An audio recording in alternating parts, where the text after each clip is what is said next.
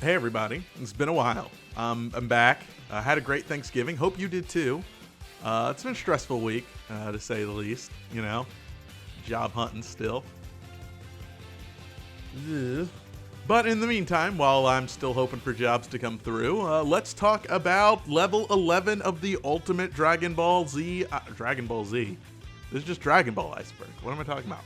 Level 11 of the Dragon Ball Iceberg.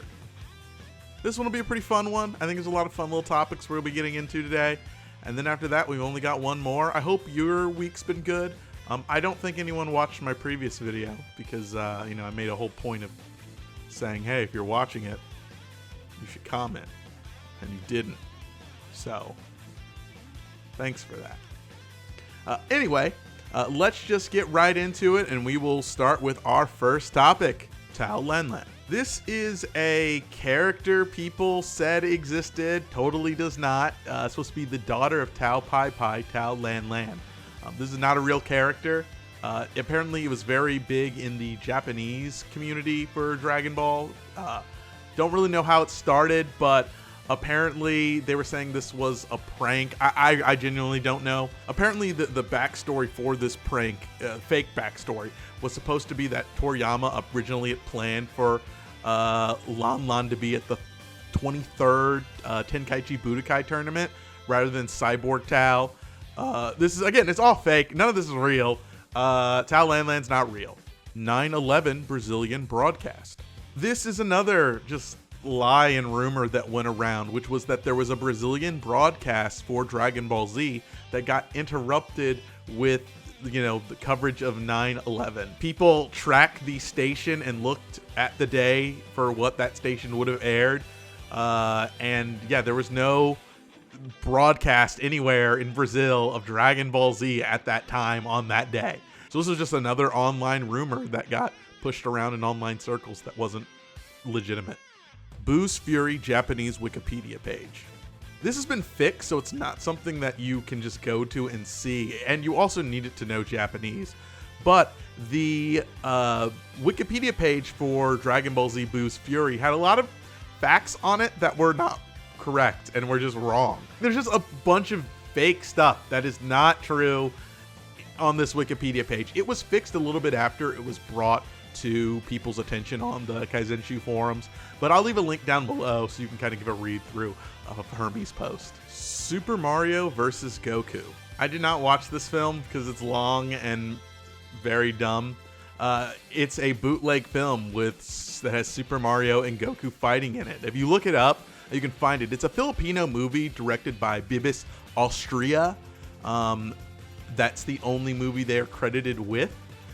It's on YouTube if you want to give it a watch. I'll link it down below, but I can't keep watching these like bootleg ass fan productions, man. They are so bad. Venus Centura dub. The Venus Centura dub is an Arabic translation of the Dragon Ball anime. It's not very great or faithful. There's a lot of very weird changes that they added, such as they explain that the Dragon Balls, they exist, but they only just they bring people back to life. That's kind of like, they've just got many abilities. There's no dragon wishing mechanism. They kind of removed that completely. They got rid of a lot of the ape references that the Goku and the Saiyans kind of had. So a lot of Goku's, tail and stuff like that, that's more machine created, while turning into an Orzuru ape is just something completely different. They're not even the same. It's oh yeah, you summon an Orzuru ape. It's very, very weird. They did get rid of a lot of the sexual connotations in the anime though. Overall, it's just very weird. There's just a lot of stuff that makes the plot very odd compared to the original source material. I'll leave a link to some of the official episodes that were in Arabic down below if you want to check them out. But a very strange dub indeed. Kashumi. There was a rumor going around that the blonde version of Launch, her name was Kashumi. So you have Launch and Kashumi. This is not true. This is another misconception. Curtis Hoffman, that guy we talked to, back when he was doing the manga dumps or manga summaries of a given manga when it came out, he had a habit of just, instead of saying blonde Launch, calling her Kashumai. This is most likely because he didn't want to just write blonde Launch and, kind of make it a different kind of character, because she is transforming and is kind of a different character, but she is still Launch. But that's where that came from. No, it's still Launch, just there was a rumor that kind of got out of hand and people misunderstood. Curse of the Blood Rubies 1994 dub. This 1994 dub of Curse of the Blood Rubies is a very odd dub. It came out before the 1995 release and was done by Funimation, but uses Harmony Gold names that would then later get changed to what we know in 1995 of like, hey, this is Goku, Bulma, all that. This was only found recently in the past 3 years while someone was looking at an interview and saw, hey, what is that version of Dragon Ball Curse of the Blood Rubies that's on your kind of setup behind you? I've never seen this. Has anyone ever seen a version of this movie before? Because this is from official Funimation people kind of talking.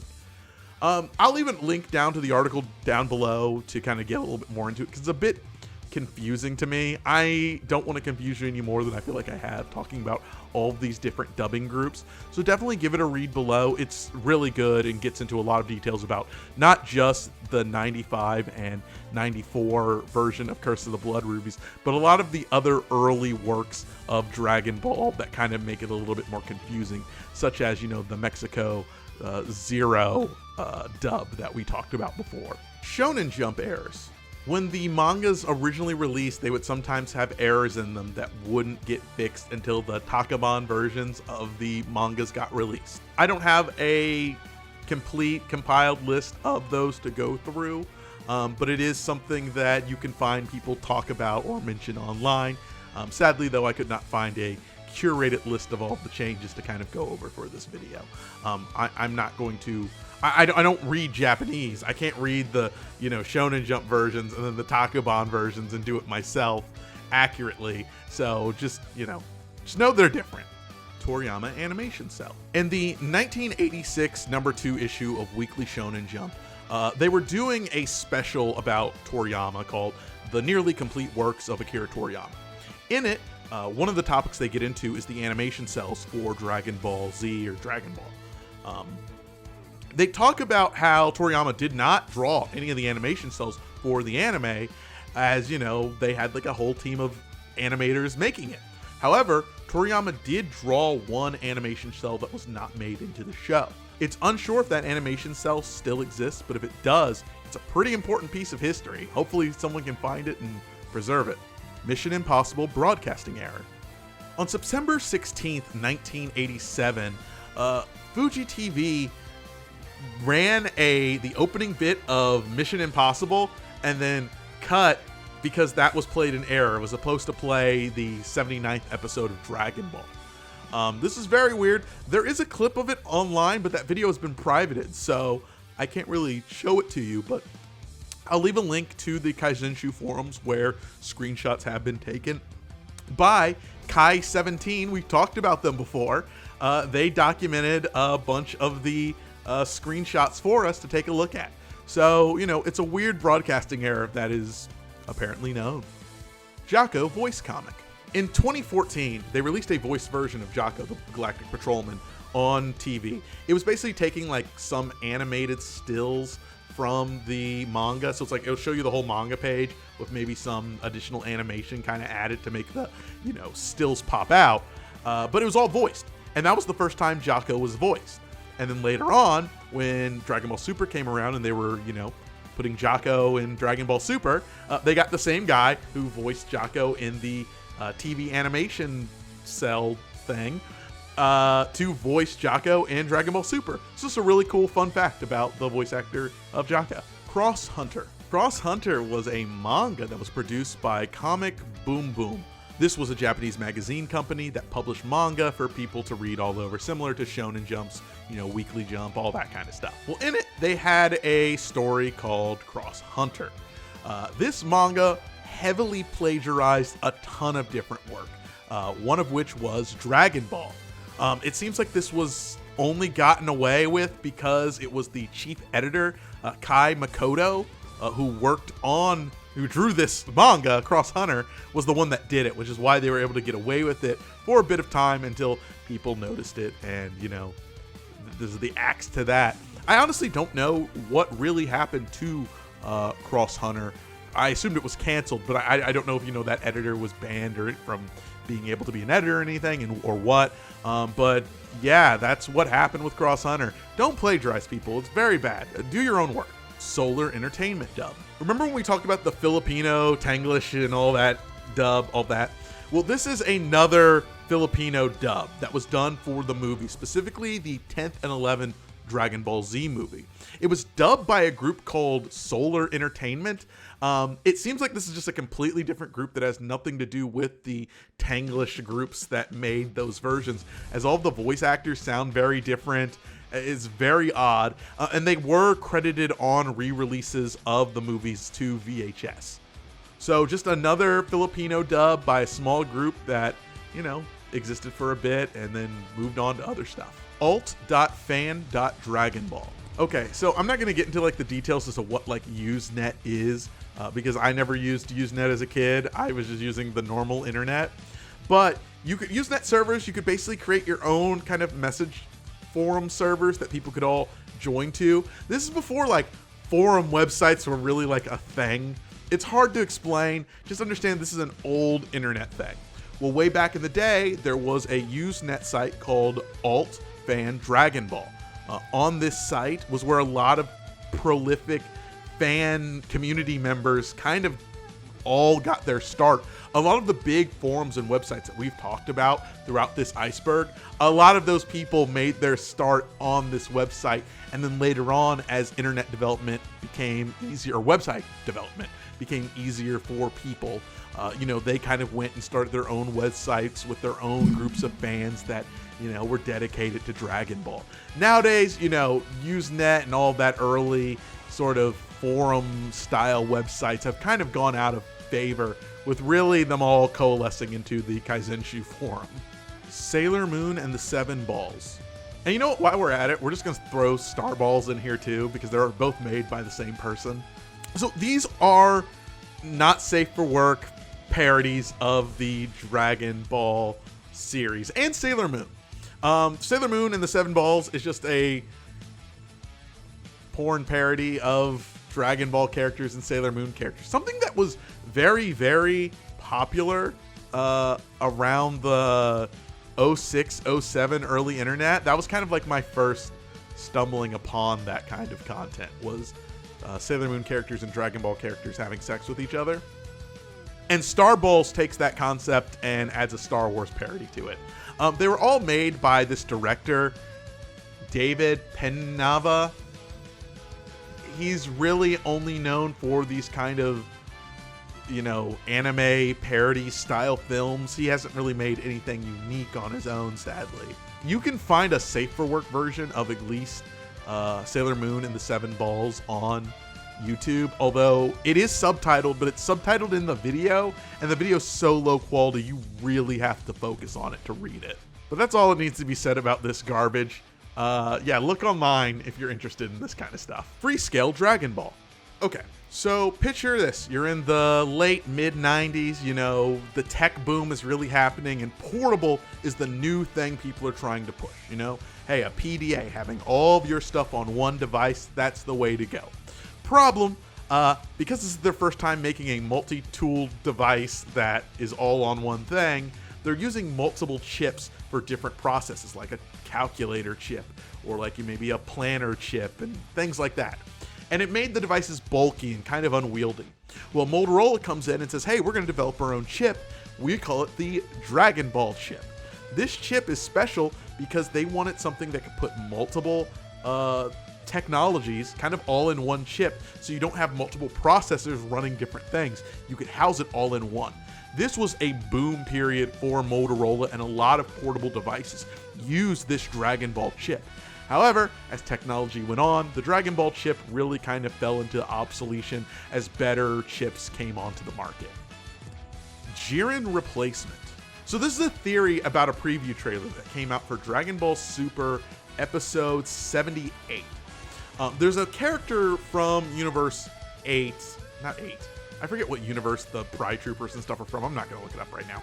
But there's a guy who's all cloaked up and looks different when the first time we see him in like previews and things like that to when we see him in the actual episode, which made a lot of people think that this character was supposed to be Jiren, and then later possibly changed to be Topo. Now, obviously, this would be very weird because we're talking preview trailers into the next episode. But it's not like they had a manga to base this off of. They were making Dragon Ball Super episodes. It took about a month to make a Dragon Ball Super episode. So that would have been the time frame between a preview trailer existing and them already working on that next episode. So honestly, I feel like this is most likely a production error and not a change in it being Jiren to Topo. But there's a group of people that think, hey, this was maybe a replacement for Jiren. And if that's a theory you believe in, go right ahead. I just don't think it's a very realistic theory. Hold it! Okay, so I don't know how this happened, but somehow Audacity just deleted the final bit here of the remaining audio. So the audio you will be hearing from this point forward is just from the raw video capture.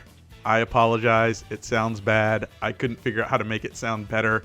So here it is. I do apologize. Super Aryan. This has to only come from the Kaijinsu forum because I haven't found anyone else really talk about this other than here, but I do know people have brought it up, but not seriously. And that is like overlap with like Saiyans being the Aryan race that like Hitler talked about, you know, because they're super powerful and have blonde hair, but they have green eyes, not blue eyes. So that's wrong. And honestly, I don't think Toriyama created Super Saiyans based on Nazis. Like, that's clearly the Red Ribbon Army. Like, let's be real. Ariel killed Grandpa Gohan. This is another fan theory that I could only find on one post on Reddit, so don't really know how prolific this is in the Dragon Ball community, but let's discuss it a little bit. A user on Reddit, Cabby210, states that he believes that there's a theory that Ariel killed Grandpa Gohan, being that Ariel used, in Chapter 8, used some sort of ray gun to make the moon big while it was full, and because it takes place around the same time as the start of Dragon Ball, it's implied that when she made the moon big, maybe Goku saw that moon and was big and killed Grandpa Gohan. That's the whole theory. It's a theory. I just don't think there's anything to it. Like, Toriyama's never really referenced this at all as a thing. So, fun theory, I guess. I'm bad with names. The name is here on the screen. I'll read it. It's Rajawali Graffiti. I apologize. I'm really bad with name, guys. You know this. Rajawali Graffiti was a unofficial Indonesia manga publisher who unofficially published Dragon Ball. Further than the Dragon Ball manga went, they actually added their own content at the end to kind of continue the story. It's, just a fun little fact about, unofficial publishing of Dragon Ball. Wayan Budihasa. This is in reference to a man by the name of Wayan Budihasa. He was a tour guide for Toriyama when he was visiting Bali, and he enjoyed Bali so much. Actually, fun fact about Bali and his trip there. There are a lot of elements of Bali that really seem to influence Dragon Ball's artistic look and world. So it's very clear that Toriyama really enjoyed his trip to Bali, so much so that he added his tour guide from his Bali trip to one of the covers and even inside one of the manga of Dragon Ball.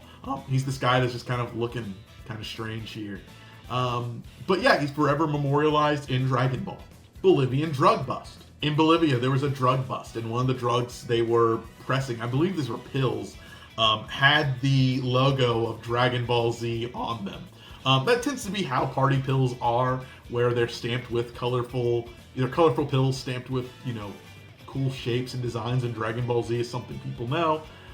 So, a news broadcast showed a drug stamped with Dragon Ball Z on it during an illegal drug bust. This is a fan horror project that is taking the themes of the Mandela catalog and applying them to this Dragon Ball Z TikTok kind of drawing video that someone makes. Not like they're drawing Dragon Ball figures, but it's clearly fan arts and stills, or like 1 or 2 pages, and then showing like a Dragon Ball character who's been clearly replaced by an alternate, similar to the Mandela Catalog videos. I'm not going to get into that because that's crazy to explain for this video. But all you need to know is just about a world where people are unknowingly being replaced by others, and those others are people that don't look quite right. I tried to watch it. It's nowhere near as It's nowhere near as scary as the Mandela Catalog, so I honestly wouldn't really recommend it. But that's what it's talking about, Dragon Ball the Other. That's it, guys. Level 11. We did it. Hey, give yourself a pat on the back for getting through this video with me. I hope you enjoyed this one a lot. I enjoyed it, kind of getting to this real, kind of the dark, deep nethers of Dragon Ball community fan knowledge and finding out a lot of things. Honestly, I didn't know anything on this list. So it was really cool to get into this and expand my own mind too. But we have one more level after this, level 12. This is the deepest of the deep. The knowledge even you and I probably don't know off the top of our heads. But it'll be fun. We'll get into a lot of fun topics. And, in this whole Dragon Ball run, so I can get into other videos that a lot of people like. But hey, please leave a like and comment down below. Like I said, your likes and comments really give me the motivation to keep going and keep making content like this. I mean, I'd make it regardless, but it makes me feel good and makes me feel like I'm not talking to a void when you like and comment my videos. And hey, like I said, after this video, we've got a lot to work on. I do want to do kind of a weird end of year video. It probably won't come out by the end of the year. It'll probably come out in January, but I'm gonna do my best to, get that out there for you all. But until next time, my name's Eddie, Dark Bomber. Please remember to love yourself, and I will see you in the next video. Peace!